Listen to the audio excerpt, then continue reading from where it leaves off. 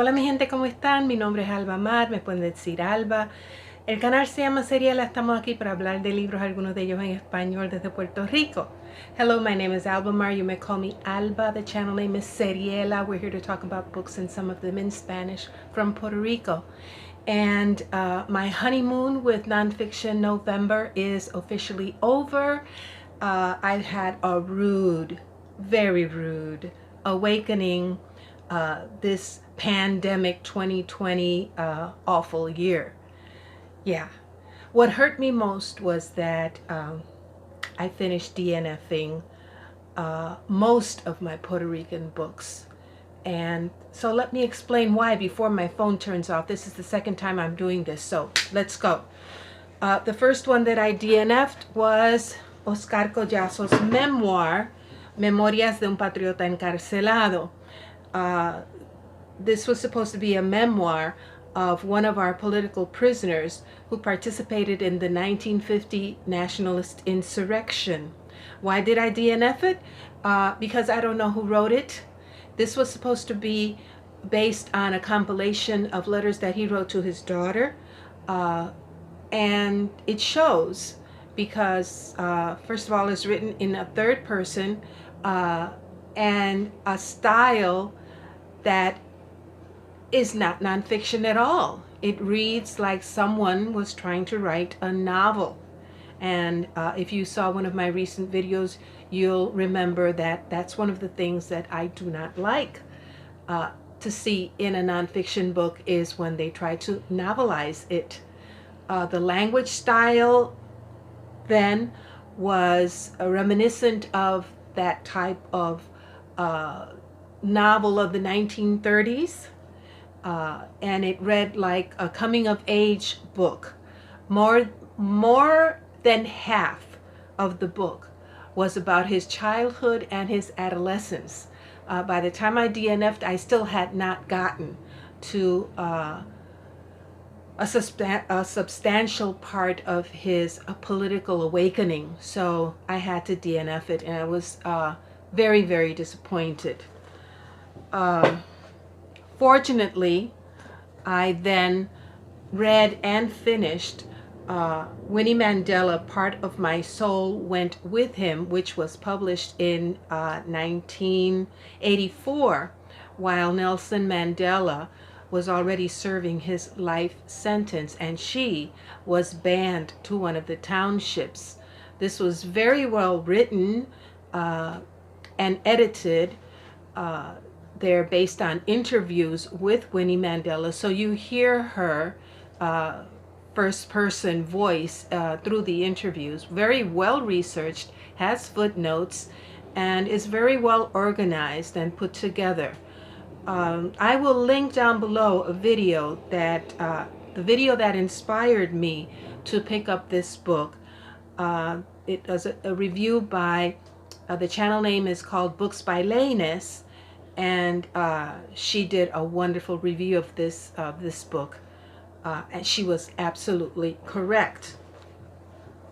The other book that I DNF'd was Paid to the Order of Puerto Rico, The Cost of Dependence to the American Taxpayer by Alexander Odishelidze and Arthur Laffer. I read the foreword and the two introductions. One introduction by Larry Kudlow, who is the current director of President Trump's National Economic Council. I'm looking down at my notes, and he wrote the foreword to that, and then the other two introductions are by the two co-authors. After reading the one by Arthur Laffer is when I DNF'd, because I started researching who is Arthur Laffer and why should I care. And I found lots of videos about him on YouTube. I will link the one that clinched it for me, the DNF, down below. Arthur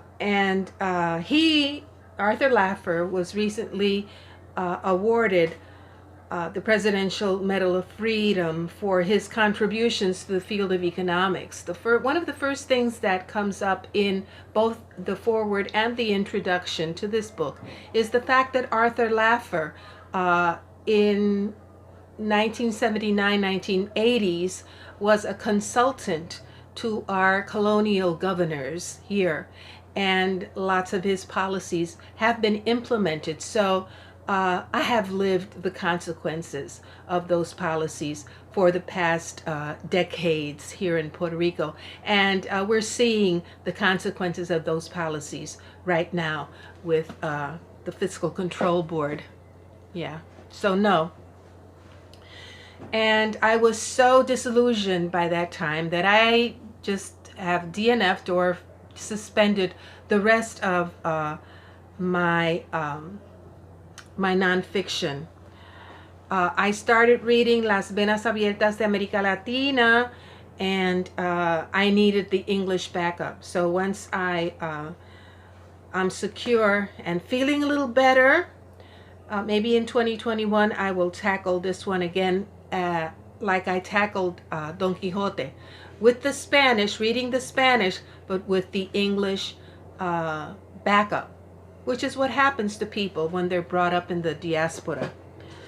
I suspended this one, Raymond Dalmau, from Harlem a Puerto Rico, because of the voice, the issue of the voice. And I think maybe in the future I might do a video about memoirs, autobiographies, and biographies. I owe Belinda one on Frederick Douglass. And comparing and contrasting, you know, things that work and things that don't work as far as I'm concerned in those genres. And so I suspended for a while Manny Marable's biography of Malcolm, and we'll talk about that at some other point. What I did do was I finished my assignment for These Truths, which was the second part. The second part of These Truths corresponds to the years 1800 to 1865, and it finishes with the assassination of President Abraham Lincoln.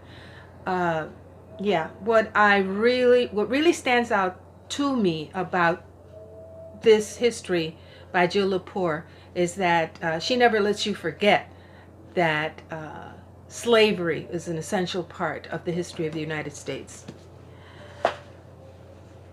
The highlight, absolute highlight of nonfiction November for me was reading Unspeakable, the story of Junius Wilson, written by Susan Burch and our own booktube Hannah Joyner of Hannah's Books.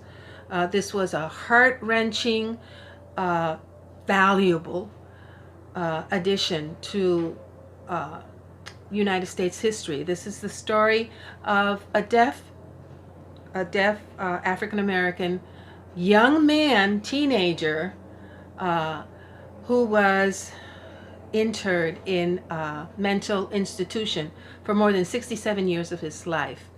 Now, what I especially liked about this book was how his story is firmly placed within the historical context of what was happening in the United States in terms of race and in terms of the policies towards disabled persons. And we will talk more about this, because this was a wonderful buddy read over on Boxer with Sean, Brian, Roz, and Justin. I will link all their channels down below, and look forward to what's coming up in our discussion of this book. You won't be sorry. Then I finished, not for nonfiction November, this is a carryover from Victober, George Eliot's Daniel Deronda. This was my pick-me-up for the month of November. Had a fantastic buddy read with Kim of Middle of the March channel, and Daniel Deronda was a feast for me during this month. George Eliot's style of writing is magnificent. Her sense of humor also. The themes that she brings up in this book, including the Jewish question, which led me to, of course, pick up this book, The Jewish Odyssey of George Eliot, nonfiction by Gertrude Himmelfarb. I just want to read you what's in the flap of this book. Eliot herself was passionately committed to the novel of Daniel Deronda, having prepared herself for it by an extraordinary feat of scholarly research in 5 languages, including Hebrew. 3 years later, to reinforce the commitment, she wrote an essay, the very last of her writing, reaffirming the heritage of the Jewish nation and the desirability of a Jewish state. This well before the founders of Zionism had conceived of that mission before Zionism. Okay? Why? This is where it gets good. Why did this Victorian novelist, born a Christian and an early convert to agnosticism, write a book so respectful of Judaism and so prescient about Zionism? And why, at a time when there were no pogroms or persecutions to provoke her? What was the general conception of the Jewish question, and how did Eliot reinterpret that question for her time as well as ours? And that's what's fascinating about George Eliot and also about Daniel Deronda. So that's it for this video. I will think about doing that video about biographies, autobiographies, and memoirs later on. Oh, another highlight of this month was finding Olive on TikTok and the Nonfiction November channel over on TikTok. Yeah, I will link it down below if I find it. Take care, everybody. You know what's happening out there. Be careful. Keep on reading. Cuídense mucho, mi gente. Los quiero mucho. Adiós.